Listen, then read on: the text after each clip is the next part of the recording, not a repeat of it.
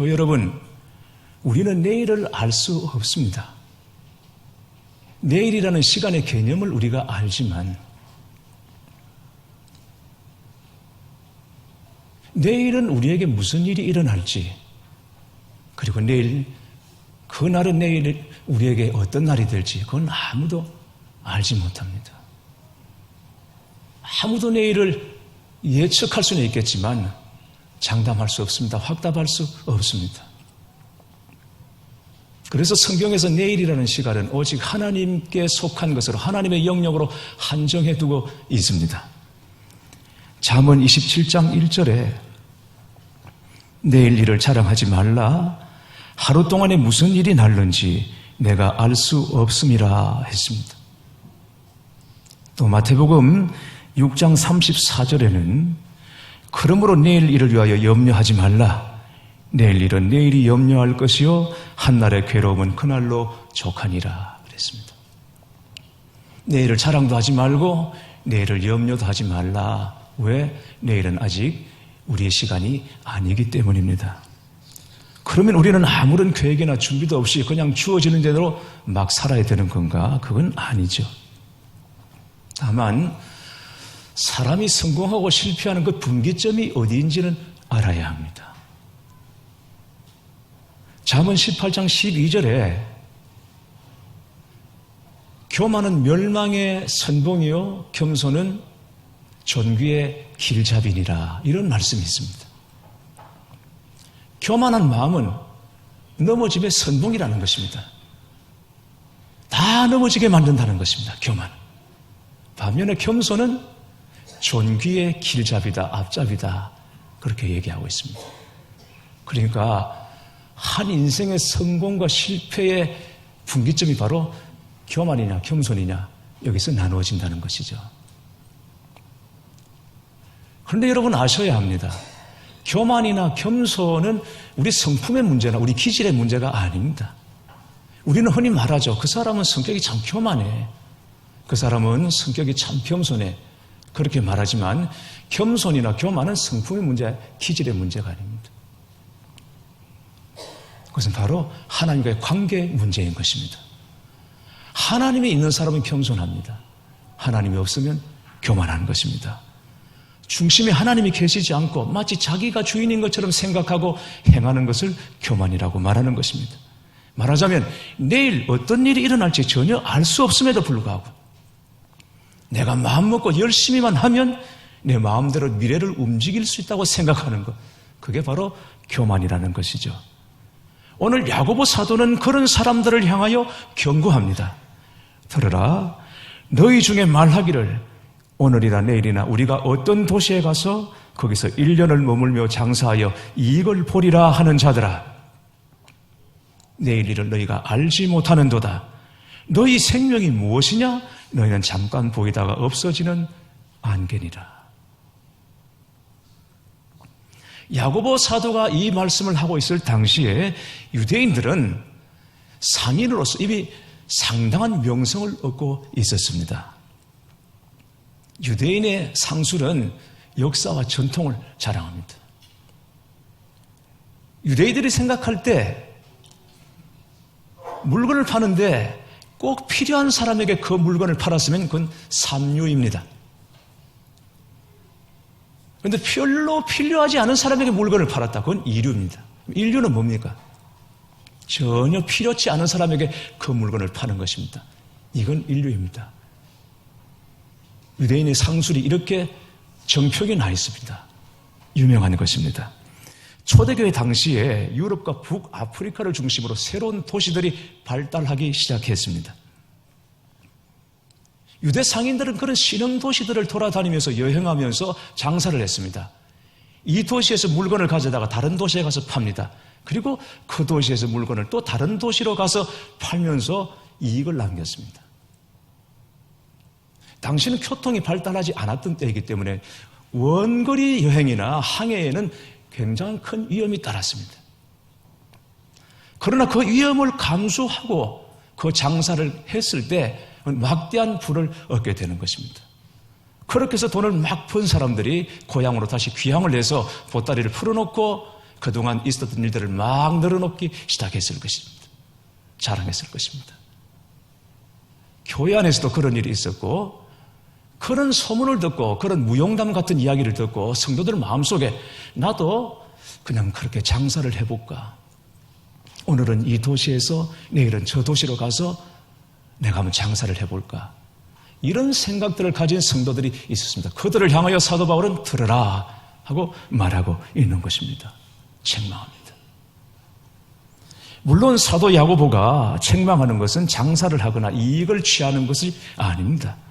장사하고 그리고 이익을 취하고 사업을 하는 것이 무슨 잘못이겠습니까? 문제가 되는 것은 순전히 인간적인 계산을 가지고 오직 자기만을 위해서 이익을 쫓아 사는 것이죠. 오늘은 이 도시에서 내일은 저 도시로 이동하면서 얼마만큼의 이윤을 남기겠노라. 좋은 일이죠. 문제가 뭡니까? 거기 하나님이 안 계십니다. 이미 자신이 다 하나님이 되어 있습니다. 하나님을 빼고 인간적인 계산 욕심으로 계획을 세우고 있는 것이 문제였다는 것이죠. 아무리 친밀하고 꼼꼼하게 계획을 하고 준비를 했어도 하나님이 거기 안 계시면 아무 소용이 없습니다. 아무리 주도면밀해도 거기 하나님이 안 계시면 아무 소용없는 것입니다. 그냥 어리석을 뿐인 것입니다. 오늘 야고보 사도는 우리 인생에 대하여 한마디로 이렇게 표현하고 있습니다. 14절 말씀 보면 너희 생명이 무엇이냐? 너희는 잠깐 보이다가 없어지는 안개니라. 우리 생명이 뭐라고요? 안개입니다. 잠깐 보이다가 없어지는 안개입니다. 말씀 묵상하다가 이 안개라는 말이 너무 의미심장하다고 느꼈습니다. 왜 안개인가? 이 표현이 너무 의미심장한 것입니다. 잠깐 드리웠다가 해가 뜨면 사라지고 많은 안개, 그게 바로 우리 생명이요 인생이라는 것입니다. 그러나 자신을 안개라고 믿고 사는 사람들은 그렇게 많지 않습니다. 살고 있는 동안에는 인생이 첫날 만날 계속될 줄로 생각하죠. 그렇지 않습니다. 여러분, 안개입니다. 그는 왜 안개라고 표현을 했을까? 왜 안개로 비유했을까? 안개처럼 인생이 덧없으니까, 안개처럼 인생이 허무하니까, 그래서 안개인가? 그렇지 않습니다. 인생을 안개로 비유한 것은 모든 인생에는 누구라도 허락하신 시간이 있고 정해진 때가 있다라는 것입니다. 그래서 안개요. 안개이기 때문에 누구도 자기 인생을 자랑할 수 없다는 것입니다. 정말이지 우리는 하루 동안 살면서도 무슨 일이 일어날지 전혀 알 수 없습니다.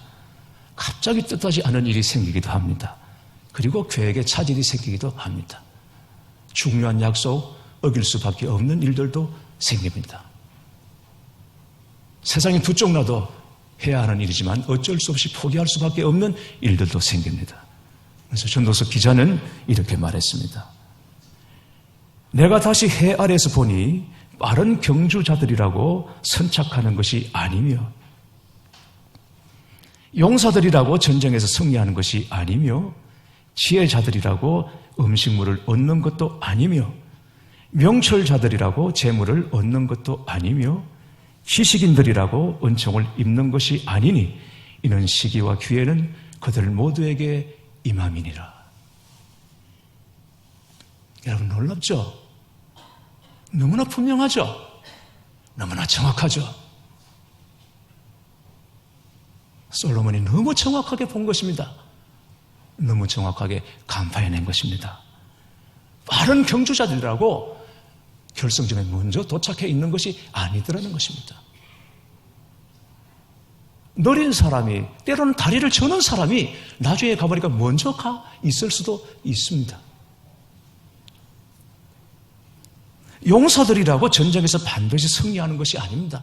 아무것도 없는 빈손으로도 이기는 경우가 있는 것이죠.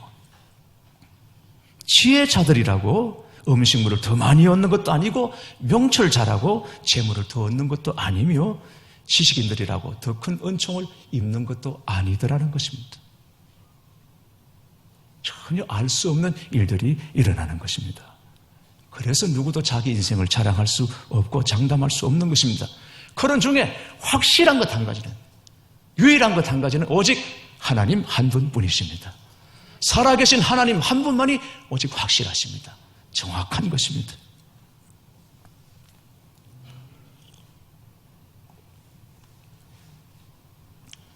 지난 송구영신 예배 때 성도님 두 분이 간증을 해 주셨습니다. 지난 한 해 살아오면서 하나님께서 주신 은혜를 나누어 주셨습니다. 두 분은 다 다른 처지와 형편에서 한 해를 살아오신 분들입니다. 그런데 두 분의 간증에 공통점이 있었습니다. 그것은 사람이 마음으로 길을 계획할지라도 걸음을 인도하시는 분은 여호와시더라는 것입니다. 여러분, 두 분이 모여서 서로 의논하거나 기도하면서 간증문을 쓰신 것이 아닙니다. 그냥 각자 부탁을 받으시고 기도하는 중에 간증문을 쓰셨습니다. 그리고는 내놓았더니 결국 똑같은 간증이 나왔습니다. 마음으로 누구나 다 걸음을 계획하지만, 길을 계획하지만, 그러나 그 한 걸음 한 걸음을 인도하시는 분은 하나님이셨습니다. 근데 놀라운 것은 내가 한 것보다도 하나님이 인도하신 것이 더 온전했고 더 크고 더 위대했고 더 놀라웠다는 것이죠. 이게 하나님의 은혜였습니다. 두 분이 아니라 20분, 200명의 간증에도 결론은 똑같을 것입니다. 사람이 마음으로 길을 계획해도 그 길대로 가는 것이 아니라 결국 걸음을 인도하시는 분은, 한 걸음 한 걸음 인도하시는 분은 하나님이시고, 그게 간증이 되고 그게 은혜가 된다는 것이죠. 그러므로 지혜로운 사람은 인생의 경영이 전적으로 하나님께 달려있음을 믿고 기억하는 것입니다. 우리의 모든 계획도 하나님이 허락해 주실 때만 가능한 것입니다. 이 사실을 깨달으면 깨달을수록 더욱더 전능자의 손길과 전능자의 지혜를 의지하게 됩니다. 그래서 하나님의 주권을 인정하는 사람의 생각이나 말에는 한 가지 조건이 있습니다. 15절 말씀입니다. 너희가 도리어 말하기를 주의 뜻이면 우리가 살기도 하고 이것이나 저것을 하리라 할 것이거늘. 주의 뜻이면, 오직 주의 뜻이면 이것을 하기도 하고 이것을 행하기도 하고 내가 나아가기도 할 것이지만, 그러나 주의 뜻이 아니면 이것도 저것도 하지 않겠다라는 것이죠. 오직 주님의 뜻인 것입니다. 여러분, 그렇습니다. 네덜란드 개혁교회에서는 교회에서 공적인 광고를 할 때, 아까 영상 광고도 나갔고 제가 추가 광고도 했습니다만, 공적으로 광고를 할 때 이렇게 합니다. 주께서 원하시면 이번 주 토요일에 누구와 누구가 결혼할 것입니다. 이렇게 광고합니다. 이번 주 토요일에 결혼하기로 날을 잡아놨습니다. 청첩도 했습니다. 준비도 했습니다. 그래서 토요일에 결혼합니까? 아닙니다. 주께서 원하시면입니다. 날을 잡아놓고 준비를 잘 했기 때문이 아니라 주께서 원하시면 이번 주 토요일에 결혼하는 것입니다. 사람이 계획하지만 모든 것이 하나님께 달렸다는 믿음의 고백인 것입니다. 그런 것입니다, 여러분. 주의 뜻이면, 주님께서 원하시면 이것인 것입니다. 그래서 우리는 주님의 뜻을 구해야 하고 주님의 뜻이 우리 삶 가운데 이루어지기를 기도해야 하는 것입니다. 내 생각대로, 내 계획대로 되는 것이 아니라 하나님의 뜻대로, 하나님의 방법대로 되기를 위해서 기도하는 것이죠. 왜 그렇습니까? 주님은 선하시기 때문입니다. 주님은 미쁘십니다. 주님은 완전하십니다. 주님은 절대 옳으신 분이십니다. 그래서 하나님께 구하고 찾고 두드려야 하는 것입니다. 감리교 선교사로 유명한 스테니 존스 목사님이 말했습니다. 이런 아침에 기도와 성경 없이 하루의 생활을 출발하는 사람은 해도와 나침반 없이 항구를 출발하는 선장보다 더 어리석다.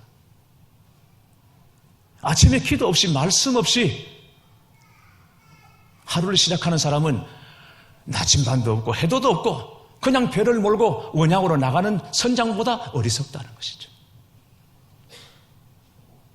그래서 기도하고 시작하는 것이고, 이 한 해도 기도하고 적어도 한 주간만이라도 우리 전심을 다해서 한번 기도하자. 그리고 한 해를 시작하는 것입니다.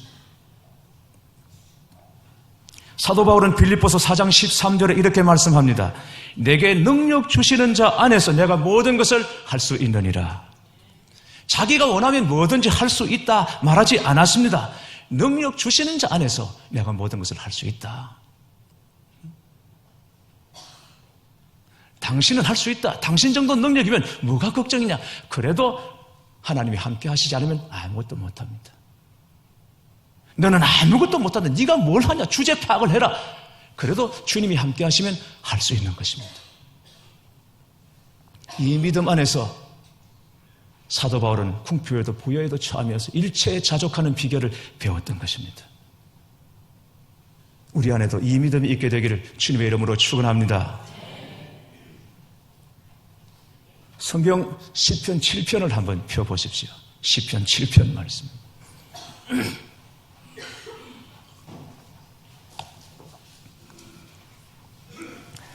성경 딱 가운데를 펴시면 시편이 나옵니다. 시편 7편 말씀. 자, 성경을 찾으셨으면 살짝 한번 위에서부터 한번 살짝만 한번 훑어보십시오. 무슨 내용인지를 한번 보십시오.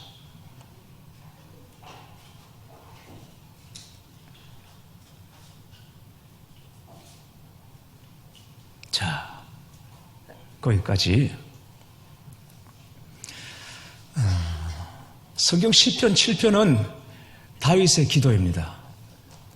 그런데 처음부터 기도 내용이 아주 절절하고 간절합니다. 도대체 다윗이 무슨 일로 이렇게 간절하게 기도하는 것일까? 무슨 이유 때문에 이렇게 절절하게 기도하는 것일까? 다시 시편 7편 표제를 한번 보십시오. 소제목이 붙어 있죠? 뭐라고 되어 있습니까? 한번 읽어봐 주십시오. 뭐라고 되어 있습니까?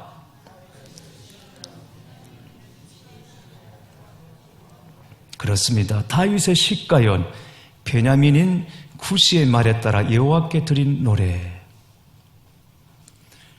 시편 7편은 구시 때문에, 구시라는 사람 때문에 다윗이 하나님께 드린 기도 제목입니다. 이 구시라는 사람 때문에, 이 한 사람 때문에, 구시가 한 말 때문에 다윗이 이렇게 간절하게, 절절하게 하나님께 기도하고 있습니다. 그러면 구시라는 사람이 어떤 사람에게 천하의 다윗이 이렇게 하나님께 기도하는 것입니까? 구시라는 사람이 어떤 사람인지 잘 알 수 없지만 한 가지 우리가 짐작할 수 있는 것은 베냐민인 구시라고 했습니다. 베냐민인 구시. 베냐민 하면 뭐가 생각납니까? 사울이 생각나죠. 그렇죠? 사울은 베냐민 지파 사람입니다. 그러니까 구시는 사울 계열의 사람이라고 보시면 됩니다. 사울 시대의 사람인 것입니다. 그렇다면 여러분 하나도 걱정할 게 없습니다. 이미 사울은 없어졌습니다. 그 시대는 저물었습니다. 그 시대 사람들은 다 사라지고 말았습니다. 구시 하나 살아있어도 그거는 아무것도 아닙니다. 종이 호랑이, 이빨 빠진 호랑이에 불과합니다. 지금 다윗 정도라면 그거는 아무것도 안 합니다. 말 한마디로 해결할 수 있는 존재입니다. 그런데 다윗은 그 보잘것없는, 하잘것없는 구시 때문에 하나님께 이렇게 기도하고 있는 것입니다. 사랑하는 교회 여러분, 다윗이 골리앗 앞에 섰을 때 그의 태도는 대단히 중요하고 놀라운 것이고 위대한 것이지만, 그러나 구시 앞에 섰을 때 하나님 앞에 그가 기도하는 것, 이거는 더 놀라운 것입니다. 더 위대한 것입니다. 하나님이 나와 함께 하시면 천하 제일의 용사 골리앗도 내가 이길 수 있지만, 하나님이 함께 하시지 않으면 보잘것없는 힘 빠진 이 구시조차도 나는 감당할 수 없나이다. 그래서 전적으로 하나님의 도우심을 구하고 있는 것입니다. 주께서 원하시면입니다. 주님이 함께 하시면인 것입니다. 여러분, 이 믿음이 저와 여러분 안에 있게 되기를 바라는 것입니다. 송병주 목사님이 오후 5시에 온 사람이라는 책을 적었습니다.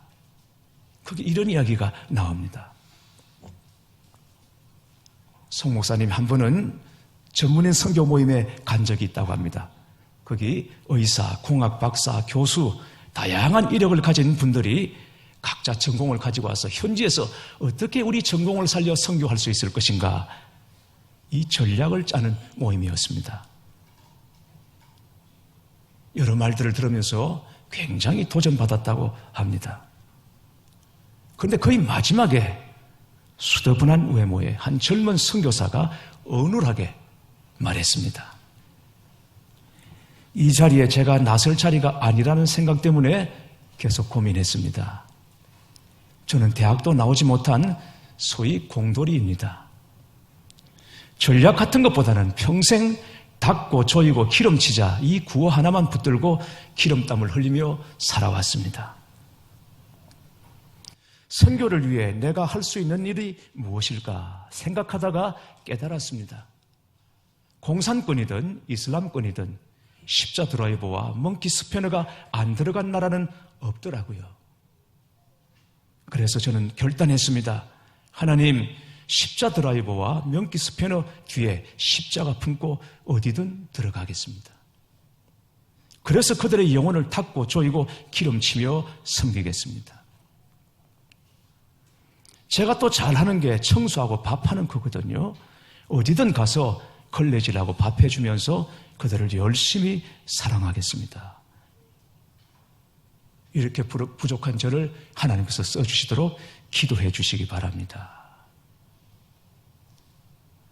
그 젊은 선교사의 짧은 메시지에 다들 눈물을 흘렸습니다. 그리고 송 목사님이 처음으로 이렇게 기도했다고 합니다. 하나님, 목사라는 타이틀이 걸림돌이 된다면 이것도 내려놓겠습니다. 항상 크게 쓰임받고 싶은 내면의 위선을 본 것입니다. 교회 여러분, 나의 자금을 알고 하나님의 크심을 알면 그때부터 하나님께서 나를 들어 쓰시기 시작합니다. 믿으시기 바랍니다. 금년 한 해도 반드시 하나님의 은혜를 구하며 하나님의 은혜를 따라 살아야 합니다. 무슨 일이든 계획과 확신을 가지고 살아야 하겠지만 주권은 오직 주님께 있음을 인정하셔야 합니다. 모든 것이 다 하나님의 손에 달렸습니다. 은혜 없이 이루어지는 것은 아무것도 없습니다. 때로는 살아가는 시간이 너무 길고 지루한 것 같아도 지내놓고 보면 한 줌 안개입니다. 금년 한 해도 우리는 잠시 안개처럼 사는 것입니다. 날마다 겸손한 마음으로 하나님의 뜻과 하나님의 은혜를 구하며 한 걸음 한 걸음 걸어나가시기를 바랍니다. 2016년 여러분의 하루하루가 간정이 되고 감사가 되고 찬송이 되고 승리가 되고 영광이 되시기를 주님의 이름으로 축원합니다.